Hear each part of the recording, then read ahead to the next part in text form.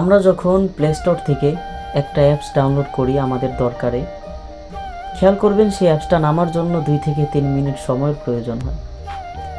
কিন্তু যখন আমরা সেই অ্যাপসটাকে ডিলিট করে দিই মোবাইল থেকে, তখন সেই অ্যাপসটাকে ডিলিট করার জন্য 1 থেকে 2 সেকেন্ড সময় লাগে।